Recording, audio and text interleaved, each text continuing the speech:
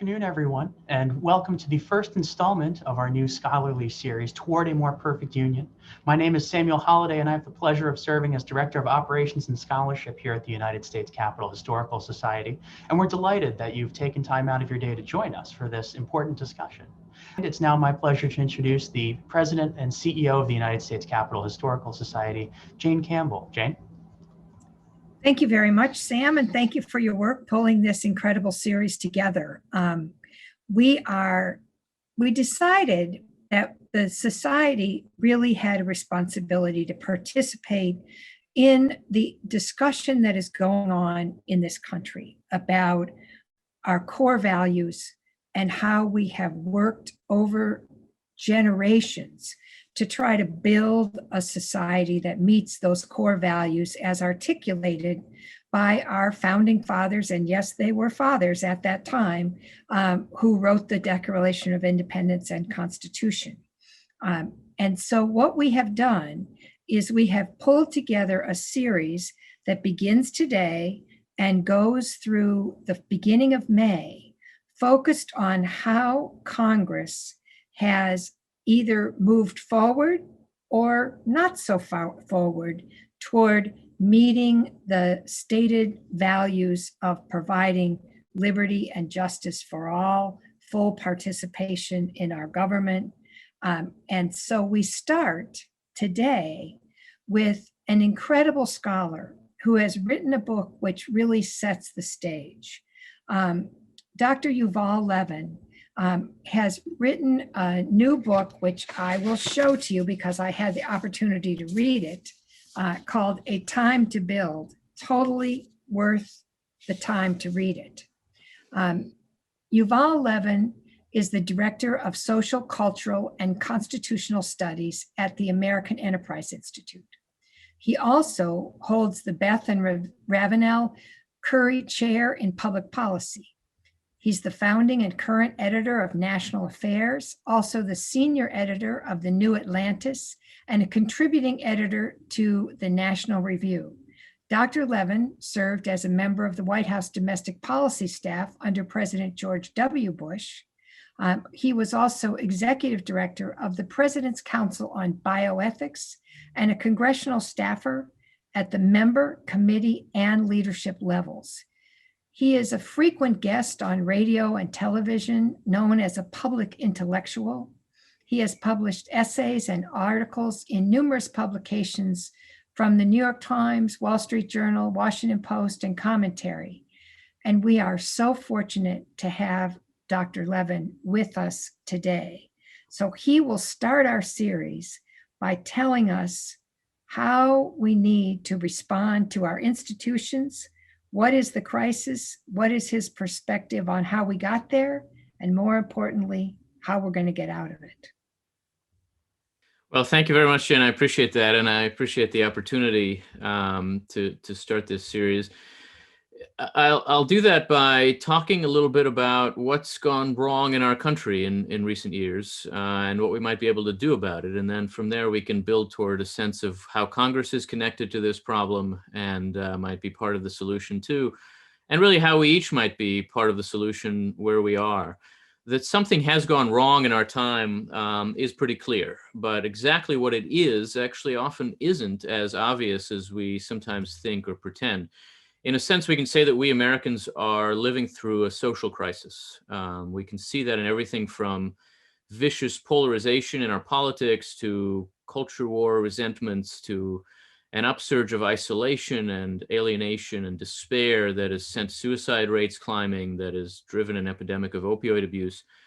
Those deep dysfunctions in seemingly very different parts of our society seem to have some common roots. But just what are those roots? What's gone wrong here? Part of that crisis, one of its symptoms, I think, is that we can't really easily get a handle on just what that is that ties these problems together. Traditional economic concerns don't really cut it as explanations. Obviously, the pandemic has left us with a severe recession, and its consequences are going to be with us for some time. But the problems I'm talking about didn't start with the pandemic and didn't start with those economic problems. we went through a period of really the longest period of sustained growth in modern American history over the past 10 years. But these challenges, these social and cultural challenges, were getting worse through most of that time. And so at least aren't simply explained by economic problems. Other familiar sorts of measures of well-being around health or crime or opportunity don't really offer obvious explanations either, at least by themselves. So what is it we're complaining about?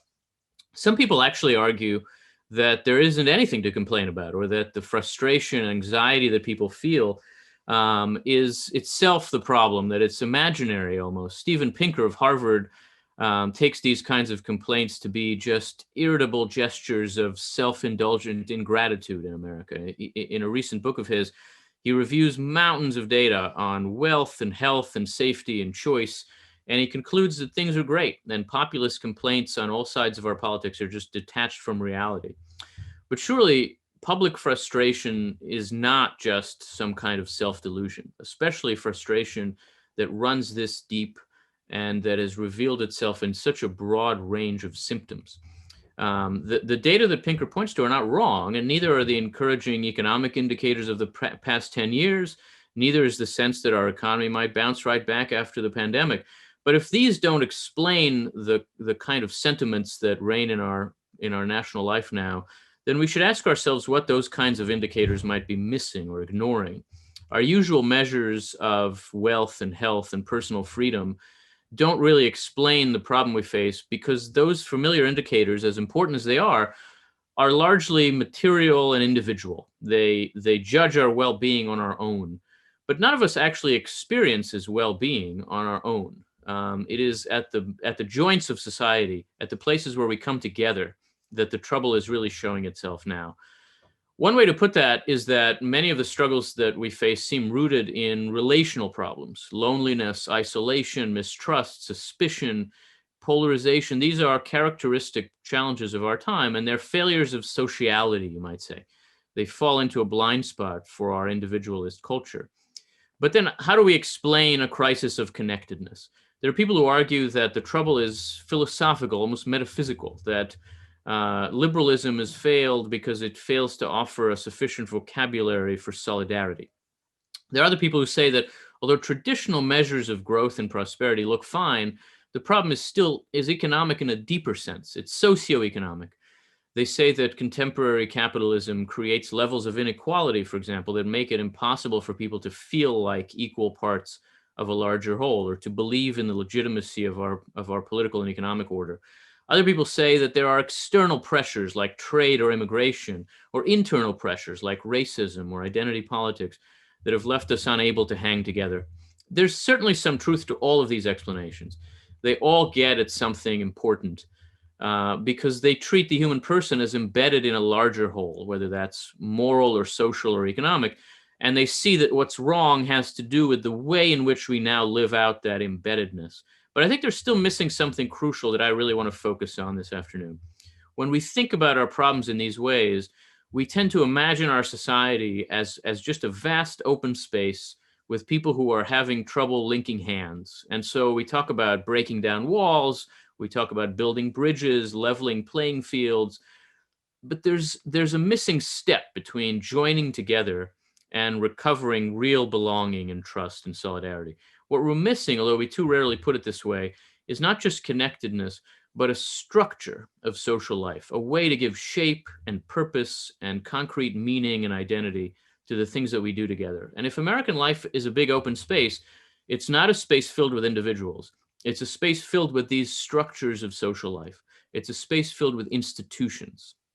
And if too often we're failing now to foster belonging and legitimacy and trust, then more than just a failure of connection, we face a failure of institutions. Institutions do a lot more than connect us, and understanding our social crisis in terms of what they do could help us see that crisis in a new way. And that's really the view, the understanding that this book tries to advance. So what is an institution? It won't surprise you to learn that there are a lot of different academic definitions of that term. A concept that's so broad and capacious can mean a lot of things, and the book thinks through a number of those definitions. But for our purposes, let me just suggest a general definition that draws together a lot of that and helps us think in terms of the problems our society faces. By institutions, I mean the durable forms of our common life, the shapes, the structures of what we do together.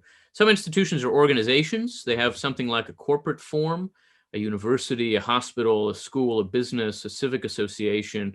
These are all associations. These are all institutions. They're basically legally, technically formalized. But some institutions are durable forms of a different kind. They're shaped by laws or norms, but without a corporate structure. The family is an institution. It's really the first and foremost institution of any society. You might think of the institution of marriage or a particular tradition. A profession is an institution. The rule of law is an institution. That they're durable is one essential thing about them. An institution keeps its shape over time, and so it kind of shapes the realm of life in which it operates. It usually changes gradually, incrementally. Flash mobs are not institutions. But most important, what's distinct about an institution is that it is a form in the deepest sense. A form is a structure, a contour. It's the shape of the whole, the organization that speaks of its purpose and its logic and its function. A social form, an institution, is not just a bunch of people. It's a bunch of people who are ordered together to achieve a purpose, to pursue a goal, to advance an ideal. And that means that institutions are also, by their nature, formative. They structure our relations with one another, and as a result, they structure us. They shape our habits, our expectations. Ultimately, they shape our character. They shape our soul. They help to form us. And that formative role actually has a lot to do with how institutions relate to the social crisis that we're living through.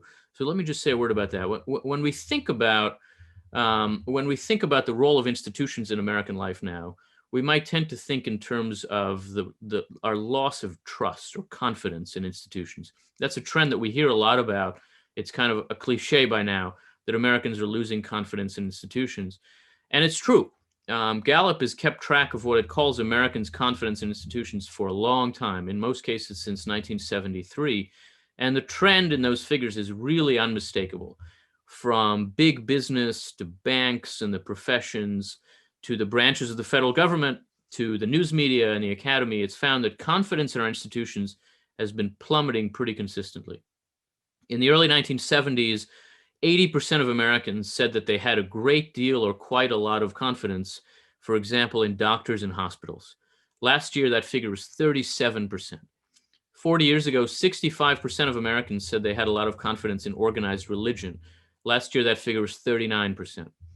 60 years ago, people expressed confidence in the public schools. 60% of the public said in the early 70s that they had confidence in public schools. About a third of Americans now say that. Maybe more striking is government. In 1975, a year after Watergate and Nixon's resignation and disgrace and all of that, 52% of Americans said they had confidence in the presidency. Last year, 30% of Americans said that. Gallup even found in the 70s that 42% of the public had confidence in Congress. Last year, that figure was 12%. And sometimes we even have to wonder who those 12% are. That figure itself seems kind of high. That pattern holds for almost all the institutions that Gallup asks about. The military is the one major exception, and we're going to think briefly about why that is in a minute. But the American public in general has gone from extraordinary levels of confidence in our major institutions to really striking levels of mistrust. But what do we actually mean when we say that we don't trust institutions? The answer to that, I think, has a lot to do with what institutions are and what they do, and it takes us back to that question of how they form us.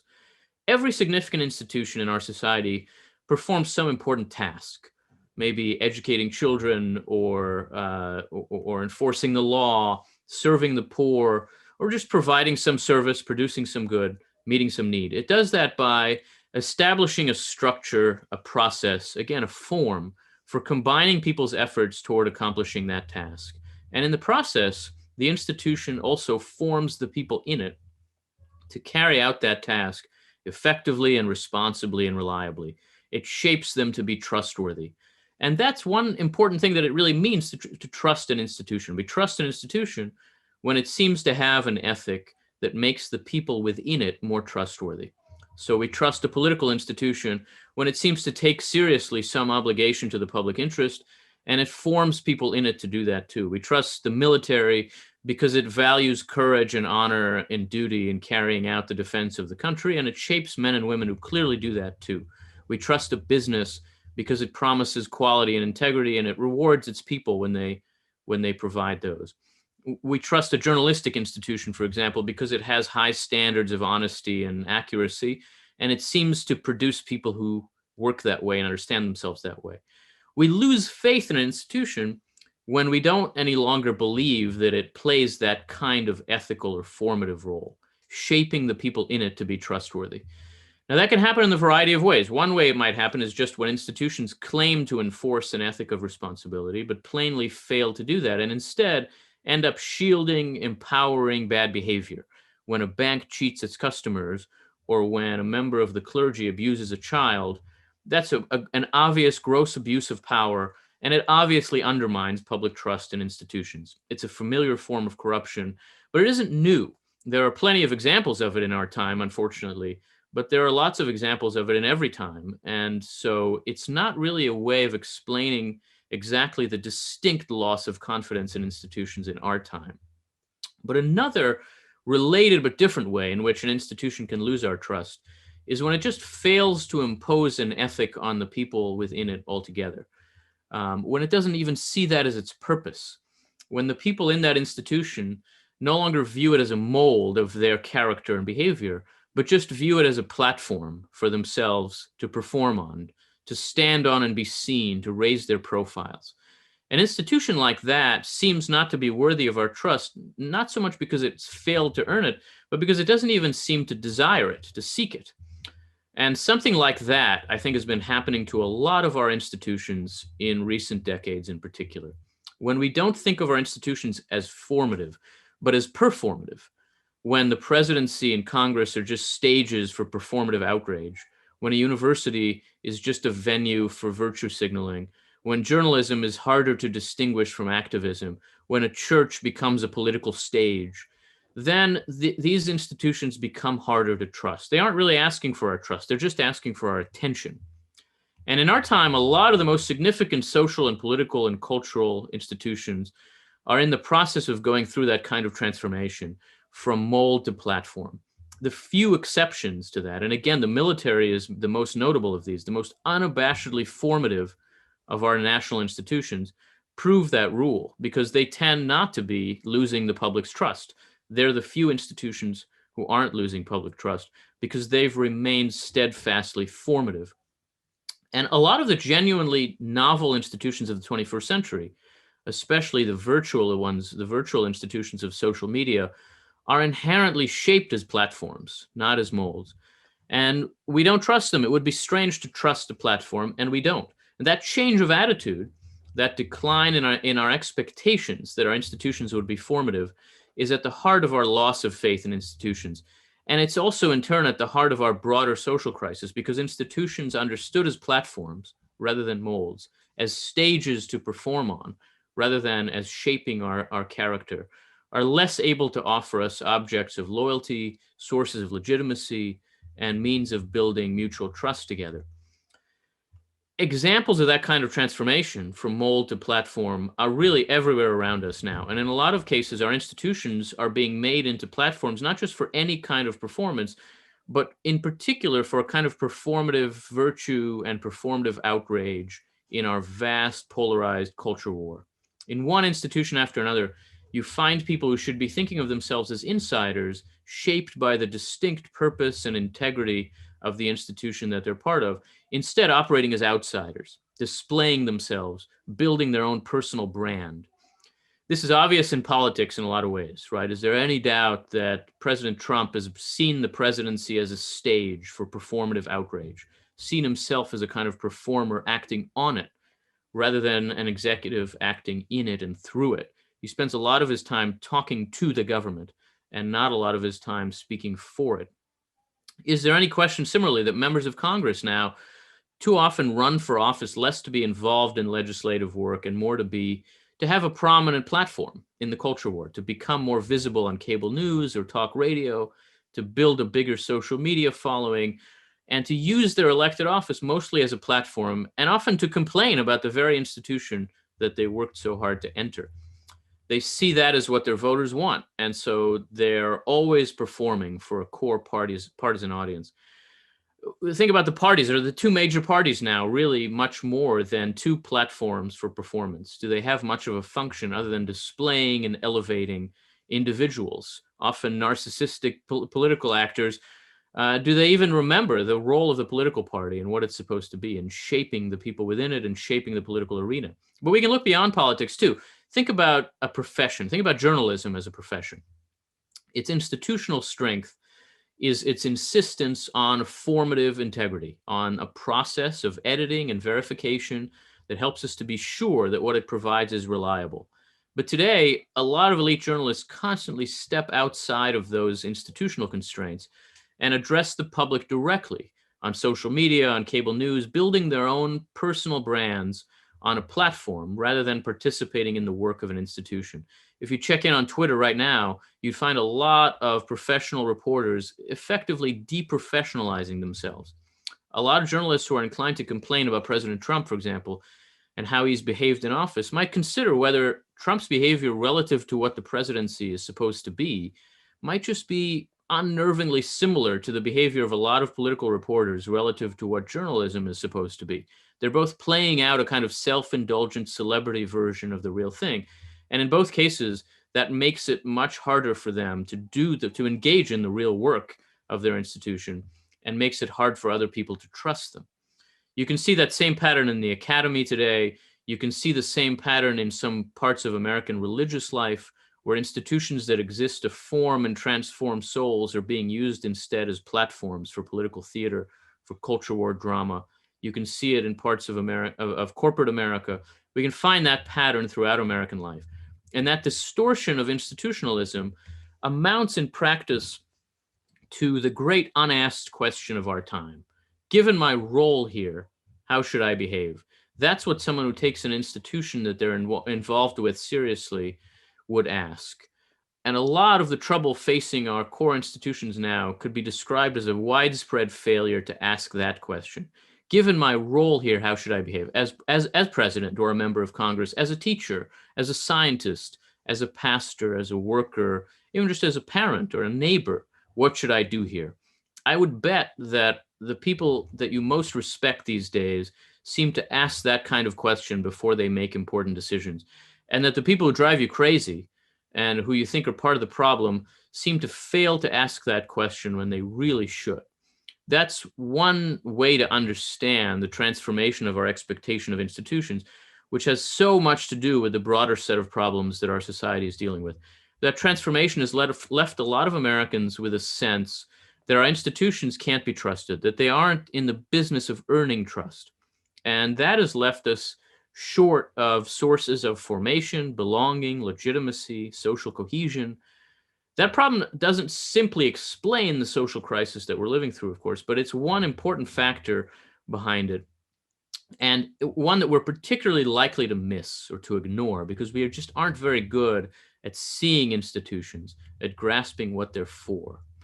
So if that's part of our problem, what can we do about it? Books like this one often will have a final chapter where, having diagnosed some complicated problem, the author offers an agenda. And of course, it turns out that the moment calls for whatever it is that that author has always thought that government should do. This book doesn't really have a chapter like that because I think that dealing with the problem requires a change of mindset to begin with. Witnessing failures of responsibility in so many of our institutions, we're tempted to a disposition to demolish, to uproot them. We're tempted to conclude that only outsiders can save us. And so much of our energy now in our political life is spent tearing down supposedly powerful establishments. But in fact, I think we don't need more outsiders who pretend that they're just critics with no power to act. We need more insiders, institutionalists who will be earnest both in their effort to build frameworks for common action and in accepting the duties that come with the kind of power that institutional positions give them. The people in our society who have the most power, our leaders, our elites, need especially to resist the urge to pretend that they're outsiders, as they do too often now. But everybody else does too. We have to instead try to embrace the responsibilities that come with whatever positions we might hold. And we should ensure that obligations and restraints actually protect and empower us. We need to inhabit the institutions that we're part of, to love those institutions, to care about their well-being, and where necessary, of course, to reform them, to improve them, to help them become more trustworthy. We need to understand ourselves as formed by these institutions and to act accordingly. Again, to ask that question, not just what do I want, but what should I do here given my role, given my position, given the nature of this institution? Questions like that can seem like an awfully small response to the enormous sorts of problems that I started with. And of course, they're only a start, but they are how we can begin to work toward a change of mindset. And they can add up to make a difference. If our leaders asked them more often, our politics would be improved a lot. If professionals in a lot of fields thought this way a little bit more, it would be easier to trust their expertise and accept their claims to authority. If people who participate in our institutions at any level, all the institutions that we are part of, thought this way a little bit more, it would be easier to feel like we belong to something worthwhile. And that sort of change of mindset is not a substitute for institutional reform, but I think it's a necessary prerequisite for that kind of reform. And if we want to undertake meaningful reforms, whether that's in Congress, whether it's in the academy, whether it's in corporate America, we have to begin by recognizing that this kind of sense of obligation and institutional responsibility is a necessary part of that. Now, it is also important to recognize that there are serious reasons to be careful and skeptical about institutional power. The argument for institutions is not an absolute argument. It's an argument that says that these things are a matter of degree. There are times in American life where our institutions are too powerful and they become oppressive. There are also times when they're too weak and they fail to serve us. And I think our moment is a little bit more like that. But there are obviously ways in which institutions can become oppressive. They limit our freedom of choice. They impose hierarchies on us. They can be slow to change and hard to move. More than that, some institutions in our society are literally oppressive. The term institutional racism, for example, is not a metaphor in America. It's very real. It has been and it is in our experience as a society. So that the disposition against strong institutions arose for serious reasons. And the arguments for individualism, for transparency, for breaking down institutional power emerged as corrective to excessively rigid, imperious institutionalism. Those are serious worries. But we also have to see that those responses themselves can easily go too far, and that populism and individualism also involve serious trade-offs. Institutions can be terribly oppressive, but we can't do without them. It's true that they can reinforce the rule of the strong and the privileged in our society, but it's also true that without functional institutions, the weak in particular, the poor, the disadvantaged, those without positions of privilege, have no hope of vindicating their rights. They in particular need our institutions to function. And so there's no getting around the need to reinforce and strengthen the core institutions of American life. And doing that requires a kind of commitment and recommitment to them that doesn't come naturally to us. It requires us to define ourselves a little more in terms of the institutions that we're part of, to allow them to shape us, to give us a sense of responsibility and constraint and obligation, to recognize that there are things you just don't do if you run an institution or are a member of it. There are ways that you just don't behave if you're an accountant or a lawyer or a member of Congress. And those constraints can be very empowering because they're the sources of the authority of those professions. They're the reasons why people trust you. And so it makes sense to spend some of our energy working to reform our institutions where they're failing and working to take them more seriously, yearning not for the formless autonomy of the independent contractor, but rather for the rootedness, the responsibility of the member and the partner and the worker and the owner and the citizen. There's a word for that kind of attitude. The word is devotion. And what's required of each of us now is some greater devotion to the work that we do together with other people in the service of common aspirations, the work that we do through institutions, to abandon that ironic distance that leads each of us to want to pretend that we're just critics, and to actually jump in and take responsibility. And that kind of devotion, I think, is not just necessary, it's also very attractive just now. We want objects of devotion, we want something to commit to, but we don't see that what we're looking for could be right within our reach. It's very easy in this moment to just be fashionable rebels. It's much harder to remind ourselves why our core commitments are worthwhile, and to recognize that those involve a sense of institutional responsibility. So that even just thinking, speaking a little differently about how we work together and live together can make a big difference in a moment like this. It can help us see what we've been missing, what we've been neglecting, and to see it in these institutional terms, it could give us something to do, each of us, some step to take to allow for greater mutual trust in our society. I think that in the end is the character of the kind of transformation we need. We've had a lot of demolition crews all over our society in recent years, burning down this and draining that and talking about what we need to get rid of. But it's ultimately the construction crews and not the demolition crews that are going to shape the future. We're going to need builders and rebuilders, and we each in our own way should seek to be that and to look for ways to build stronger and better institutions so that our society can be stronger and better too.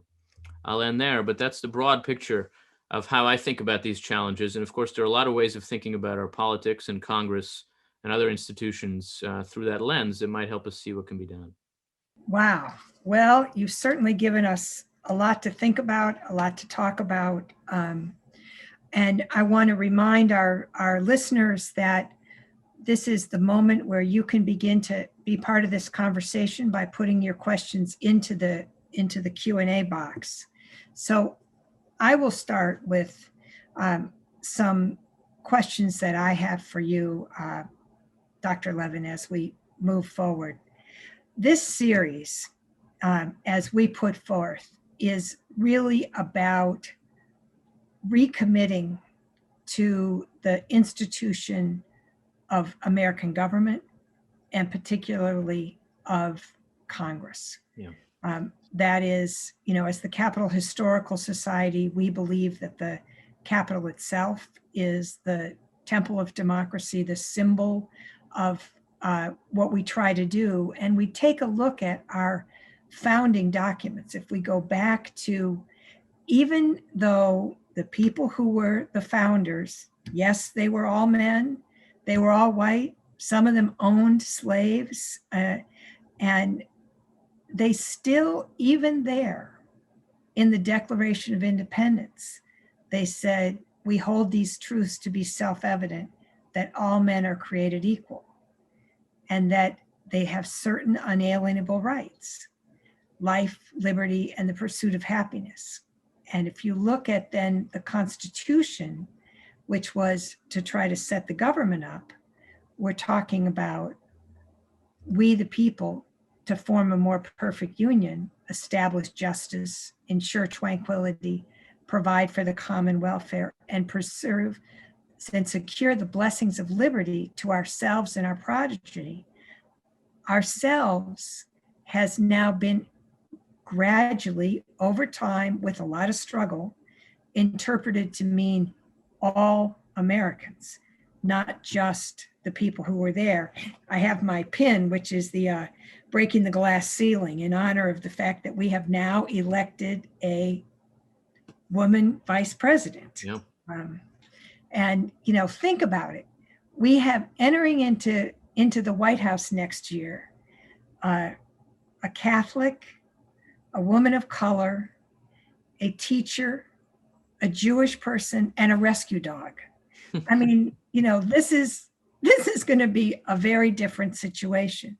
So the question I have for you is, given what you've said about recommitting to our institutions, how can we identify and applaud people who recommit to institutions in a way that builds the institutions as opposed to destroys them? Seems to me there's no other profession where you would say, I think you should elect me because I have no idea what I'm doing.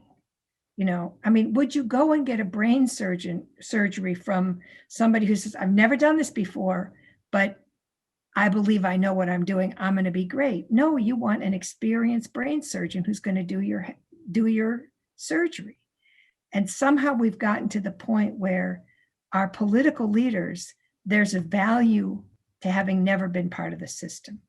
How do you think we change that? Yeah, thank you. It's a wonderful question and a difficult question. As you say, our country is founded on principles that we have ever since been working to try to put into effect more and more, and we're still working on that, but we're doing better and better.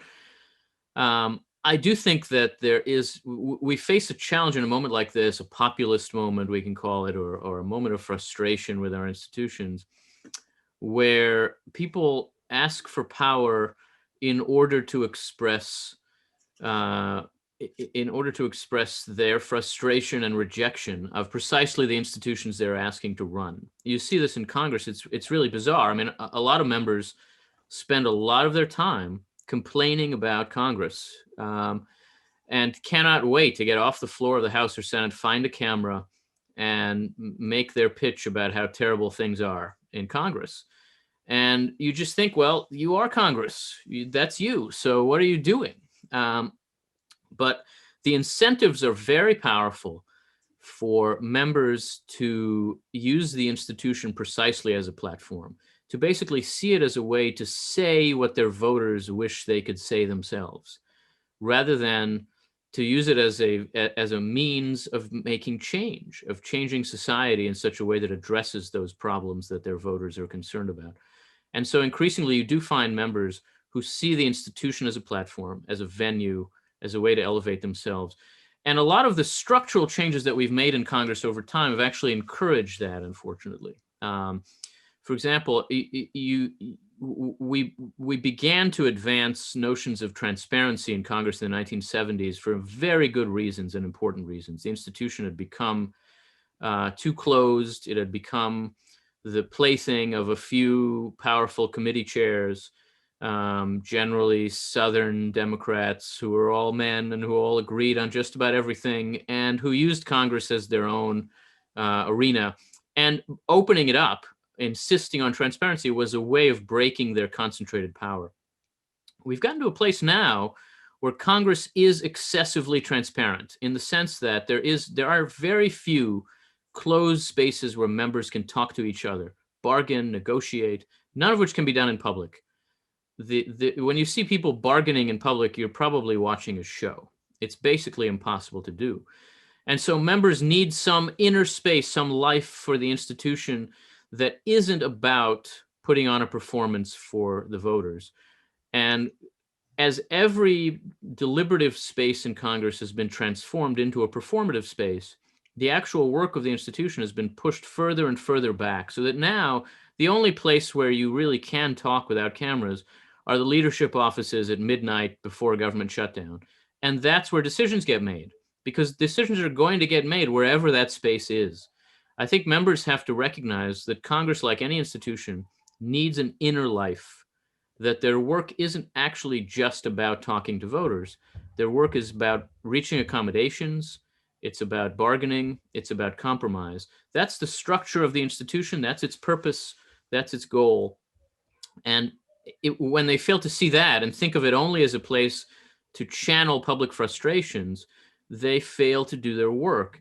A lot of members now see it that way, and they view Congress as a way to become an important cultural player. And look, they're well-meaning in the sense that they are trying to change things. They just think the way to do that is to affect the culture from the legislature rather than to move legislation. I think that there are ways to think about reforms of the institution that could channel these incentives in some different ways. For example, even some pretty mundane reforms, breaking up the budget process so that it's less likely to become one big up or down vote at the end of the year, but instead looks a lot more like ongoing legislating over smaller pieces in the course of the year. I would combine authorization and appropriation, which in the contemporary Congress, without earmarks, it doesn't make sense to separate those. That would allow what members do every day to matter a lot more. I think you have to look for ways to enable members to show voters the benefits of actual legislative action. We probably can't get earmarks back, but there are ways around that, and to enable members to make a difference at home. let their ambition drive them in that direction. Because right now, Congress, from a constitutional point of view, is remarkably short of ambition. It's not trying to exercise power. It delegates its power, and instead, its members just want to stand there and yell. They're still ambitious people, but their ambition is directed in the wrong ways, is directed in very performative, expressive ways. Seeing the problem that way can help you think about what kinds of reforms might make a difference. But I think the way you put it in your question is very important. You have to reward people for being good institutional actors. The rewards that come from playing their role properly have to be much greater and stronger, because otherwise the incentives all drive them toward a kind of performative understanding of the job. You see this also in the presidency and in the executive branch generally, to a lesser degree, but somewhat in the judiciary as well. And I think it's a problem we absolutely have to take on if we're going to see a recovery of our system of government. I mean, finally, to my mind, a recovery means putting Congress at the center. So Congress has to come first when we think about these problems. So let's take it to, we have lots of questions about kind of how do we do this? I think, I would say one of the questioners proposed, was particularly happy that you raised the issue of systemic racism and recognized that it's real. And this particular listener says, in his assessment, right now the federal government is polarized about what to do about it, but that one way to move the federal government in a positive direction might be for the other institutions, the church, writ large, church, temple, mosque, the religious communities that form our faith, the academic institutions could band together and identify, as you talk about the incentives, that somehow to provide an incentive for really finding common ground. Because in my understanding of Congress or any legislative body, ultimately when something happens is when people roll up their sleeves and are willing to negotiate, give up something, and find the middle ground. And that is what we keep losing. And the question is, how do we create incentives for people who are going to come together around real things that will address systemic racism, real things that will get legislative change? And what is your suggestion about how do we do this? Yeah, thank you. It's an enormously important question, and I want to press something in the premise that you laid out in asking it, because I think it's very important to see that the purpose of Congress and of legislatures in our way of thinking about government is compromise and accommodation. Congress is not a European Parliament where the majority is empowered to have its way while it's in power until the people take away its power and give it to the other party. Congress has never worked that way. It has always existed to compel accommodation in a diverse society. The assumption behind it is that differences in our society are going to endure, and that the way to make progress is to compel some compromise and accommodation, to find some middle grounds. Those don't have to be right in the middle, but they have to involve each side giving something in order to get something. I think we've lost that sense that that is what politics needs to look like. And part of the reason we've lost it has to do with this transformation in the direction of a more performative way of understanding the political. The two parties now, the way that I think about polarization is that each party thinks the other party is the country's biggest problem. So if you ask Democrats, what is the problem that America faces now that has to be dealt with? The answer very quickly would come to basically Republicans are that problem. And if you ask Republicans, maybe even all the more so, very quickly, the answer would come to the basic problem we have is these damn other people. That's not the right way to think about politics. It's not the right way to think about a free society. It's not the right way to think about anything you do in common. And it's not true. The country has actual problems. The parties differ about how to address them. But the other side is not the problem to be solved. And so seeing that, coming to an understanding of that, and a recognition that my highest priority may not be another person's highest priority. So for me to get what I want, I have to give something that is what he or she wants. That's what the structure of our system of government is meant to compel. And I mean compel. I mean, Congress only works when there is such compromise, which means that when there isn't, it fails, and its members should be understood by voters as having failed. The problem we have now is that the public doesn't see it that way, and members aren't considered to have failed when they fail to compromise. They're seen as successful when they channel and express the intense views of their most polarized voters. And that's easy to do. You just have to say it. You just have to talk. That's a lot easier than coming to an agreement. I think that those changing incentives when it comes to our politics have at some level to come from voters. They have to take the form of demands and expectations. They'd say, look, I understand you're not going to get everything done that I would like, but get something done that the country needs. And some of that is going to be what I like. That's what we need to expect of our legislators. And our political system, when it's functioning properly, is geared to that. But I think it requires us to see that expression is not action. And by the way, that's true in our own lives too. We need to see that when we express our views on social media, we haven't actually done anything about the problem that we're trying to address. We have to see that when we just speak up and say, me too, I agree with that, or I disagree with this, or put a thumbs up or a thumbs down, that's not action. Action requires organization. It requires a kind of endurance over time. It requires thinking practically. And too often on both sides of our political divide now, we've come to the view that just saying what we think is all it takes. And our politicians behave that way too. I mean, President Trump basically believes that just saying something is real makes it real. That's sort of the epitome of what's gone wrong in our politics. And it's a failure to see what the political requires, which is exactly institutional work. So I think a change of expectations is essential for that larger change to happen.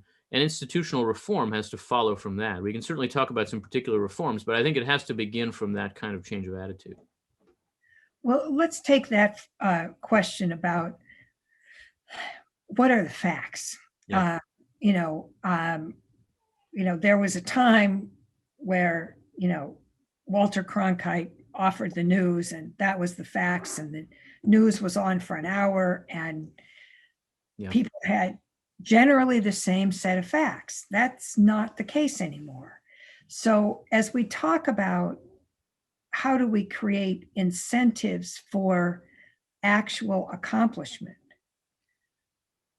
what do we see with journalism, and what's the role of journalism, and how does clearly that plays into this performance culture? When you think, well, if I lose my election, I can become a commentator on the cable TV news that agrees with me, and I'll get paid just as much or more as I did in Congress. It's not a good trajectory to really building members of the legislature who are going to work together. Yeah, absolutely right. I in talking about journalism in the book, I start with a kind of historical arc, because I think that actually the beginnings of American journalism in the early days of the American Republic were much more like our situation than like the kind of situation you're describing in the middle of the 20th century, where journalism was a very self-confident profession that insisted on a set of standards that really did point in the direction of a kind of shared sense of what the truth was. It didn't work perfectly, and Walter Cronkite surely had his own biases too, but it worked in important ways. If you look at journalism in the founding era, it looks like what we have now, which is basically a bunch of pamphleteers spreading conspiracy theories. And it's pretty amazing, really, how the political life of the American Republic was able to get started in that environment. And you can find a lot of the founders writing about this question. Benjamin Franklin, for example, was himself a printer and at times a journalist, raised real concerns about freedom of the press, because he argued that it would point in the direction of people creating a kind of pretend journalism. Anybody with the ability to print a pamphlet could create a new reality. And this was an enormous problem in the beginnings of American political life. Over time, journalism came to be more institutionalized and professionalized in response to these problems, among other things. And we did arrive in a moment in the early and middle 20th century where American journalism was a profession, like law and medicine. It had its standards, its ethical code, and those seemed to be capable of making demands on members. Now, that was empowered in part by real consolidation, including economic consolidation, which had its problems, right? There were 3 big television networks, just a few national newspapers, maybe 2. And those institutions had a lot of power. And in response to their power and to that concentrated power, we saw the kind of fragmentation, the explosion of news sources that followed from the emergence of the internet and social media and other things. It's worth seeing that that was a response to a real problem, but it's also worth seeing that that created real problems. And that today in our media environment, if we're going to have any kind of professional, reliable journalistic ethos, again, as with politicians, it has to come in response to public demand. We have to see that there's a problem to be solved. And as consumers, we have to validate efforts to provide us with journalism that somehow can prove itself reliable. We have to reward that with our time and attention, rather than just spend our time in the comfortable echo chamber where everybody says what we think is true to begin with. This is no easy feat, and it's a challenge for us, not just for journalism, because in order for it to happen in a free society, we have to want it. Part of the reason for me to write a book like this is to try to help people see this as a problem, define it as a problem to be solved so that we look for solutions. Because at the moment, a lot of us are very comfortable in these echo chambers. We like it that we can seek out news sources that basically offer us a kind of comfortable picture that says, yeah, you're right, and things are going your way. And the only problem is these other people who are refusing to face reality and trying to destroy the country. That's how a lot of us in America get our news now. And in order for that to change, we've got to recognize that that's wrong, that needs to change. And, you know, again, it begins with us. I hate saying it every time, but we can't just stand around with our arms folded waiting for better leaders to show up. It has to begin with us demanding specifically a sense of responsibility. And I think we're getting a little feedback chat from our listeners. You know, our gentleman that raised the question about systemic racism and talked about the role that state, local, and faith communities can address this, that as they address it, there still will be a role for Congress, because Congress is still the body by which we express a national will. But as you talk about it, until the voters demand something, Congress is not going to do. And so, look, I would say this. I think that to be hopeful about America in this moment, we need to look at it more from the bottom up than from the top down. And that's not because what Congress does isn't important. It's enormously important. And for us to make any kind of progress on any important public problem, and maybe especially something like systemic racism that requires systemic solutions, we do need government action, and we do need federal government action. But I think that it would be wise to expect that to happen in response to changes that flow from the bottom up, in response to changes at the state and local level, in response to changes in the culture that, again, are in a position to make demands on Congress. There are times in American politics when leadership works the other way, when we have national leaders who drag the country in an important direction. But I would say to you, those times are rare. If you think about when we've made progress in these areas, the civil rights movement did not begin in Congress, right? It did not begin in the presidency. Congress and the presidency basically had to be dragged, kicking and screaming, to enable the kind of change that ultimately was required. It did require the Civil Rights Act. It did require the Voting Rights Act, but it didn't begin with them. It began with a real show of public commitment. And it wasn't just expressive. It wasn't just people saying things and making speeches. Showing up in Washington for a big march didn't just mean, look, a lot of people agree with me. It meant these are people who could show up on election day, and you better listen to them. There was an institutional framework underlying the expression of public views that I think we often lack now. And a lot of public activism today is just expressive, and so it tends to be ephemeral. It comes and goes. You can get a lot of people to send a viral video around on Facebook, but does that matter? Is that going to mean something without an institutional framework behind it that's going to stick to it and make sure that politicians are paying attention and compel some change? I think when we think about policing, when we think about racial justice, when we think about other issues that matter to us, whatever those may be, we need to compel ourselves to think more in institutional terms, because political change requires the kind of durable pressure that only comes from real institutional action. And so we're sort of coming close to the end of our conversation, so we could have two more questions. And so I want to take it in a little bit different direction. One of our listeners says, he's been listening to you, and he talks about being married, and that he and his wife, in order to make sure that their marriage is strong, they've decided that one of the things they have to do is always fight fair. And so they can set their parameters. Yeah. How do we set those parameters for fighting fair in a political context? Mm-hmm. Yeah, it's a very important question. And it actually points exactly to this kind of institutional way of thinking, where our institutions create frameworks for the substantive debates to happen. The rules are not directed to a particular outcome. They're directed to enable a process that will allow us to argue with each other, to compromise, to bargain.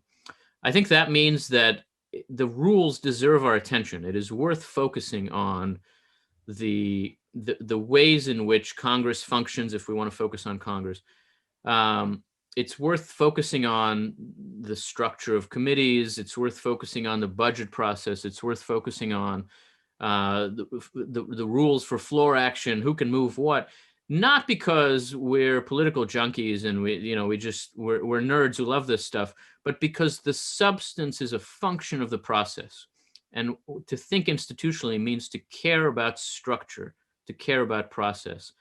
I think that means a commitment to liberalism, broadly understood, to classical liberalism that says the purpose of this process is fairness. We have to make sure that people are heard. We have to make sure that majorities do not trample minorities, but also that ultimately majority views are represented.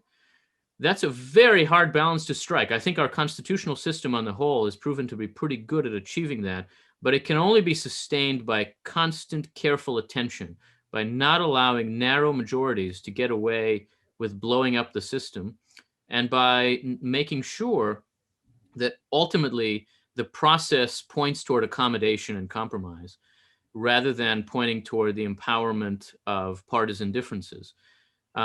This sounds like a kind of abstract political science talk, but this is how change happens. It's enormously important that we as citizens care about the rules and insist that they exist to compel accommodation. That's what Congress is for. Dr. Levin, you have given us so much to think about, so much to talk about. We have many, many more questions. So I'm going to ask you one final question, and then we're going to come back and we're going to talk a little bit about your book, because someone asked, what's the name of the book and all that kind of stuff. So we'll do that last. Yeah. But if you can briefly, you noted that 50 years ago, the military was not at the top of the trust pattern. Yeah. And it has moved up. So unlike every other institution that you shared, the military moved up. What are the lessons that we can learn from that change that can be applied in the political context? Yeah. So I'll be brief, but the military is the only exception among national institutions to the trend of declining trust. It's the only institution that the public trusts more now than they did in the early 1970s. Part of that is certainly low trust in the military in the 70s, in the Vietnam era, but a lot of it is also an increase in trust as the military has presented itself to the society as a formative institution. It's not just that it's good at protecting the country, though it is good at that.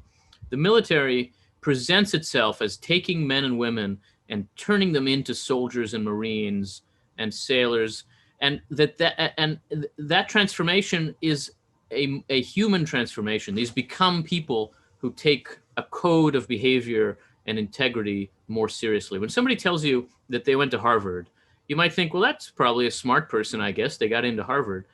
When somebody tells you they went to the Naval Academy, you think that's a serious person. Not because they got into the Naval Academy, because they went there, because the Navy made them more of a serious person. We believe that about the military. I think it's true. And so it is precisely as a formative institution that it comes to be trusted. And I think a lot of our other institutions could learn from that, that the way to build public trust is to convey clearly that they care about the character of the people within them, and that they impose a standard, a code of integrity on people within them, whether that's a profession, whether that's a company or our national legislature or a school.